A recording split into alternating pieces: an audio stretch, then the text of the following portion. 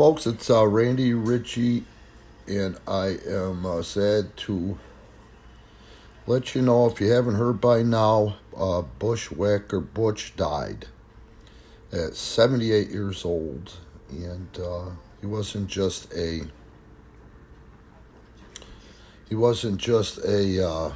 I'm sorry, you guys. This is fucking me up. He was a friend. He was a friend, and there's so much to be learned from Butch Miller, man. Matter of fact, when I first started promoting pro wrestling back in 1997, maybe 98, the first real house I drew that kept me in this was we sold out a building up in Whitewater, Wisconsin to see Luke and Butch the Bushwhackers in our main event. So I booked them a handful of times back then, and what was nice about when you would book Butch and Luke, they were two guys that just really gave a shit about the integrity of the industry, even though the curtain, quote unquote, was semi kind of lifted. So they couldn't sit there and watch people make mistakes and not step up and say something. And the people that listened to what they had to say exceeded. And off the top of my head, I'm just thinking of one, Adam Pierce, who shared a locker room with those guys for me when he was about 18 years old. I spent a lot of time with Luke Williams. As funny as it sounds, Luke and I lived together for a stint in Puerto Rico. And the hilarious part of that was, Luke said, "Nobody fucking lives with me, mate. Even when I go on the fucking road with Butch and he's like fucking family, we get separate rooms, mate." But I wormed my way in there. The other funny part about it is, when you did business with Luke and Butch, and not just wrestling business, they were both really sharp individuals. I mean, sharp. They had two restaurants, fine cuisine. They weren't clubs, they were restaurants that served alcohol. But you always dealt with Luke when it came to business, and again, when it came to the bookings.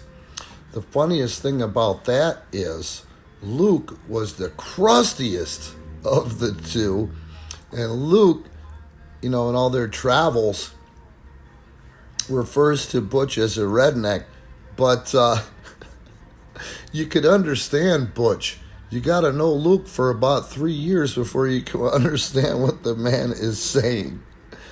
But goddamn, I love Luke, and if you love Luke, you love fucking Butch. I'm just going to read to you the statement that Luke made. It seems like it was a sudden death. The other reason that I am fucked up about it is, I believe Luke is 76. Butch passed at 78, and my mother is fighting cancer, and it would take an absolute miracle for her to win this fight.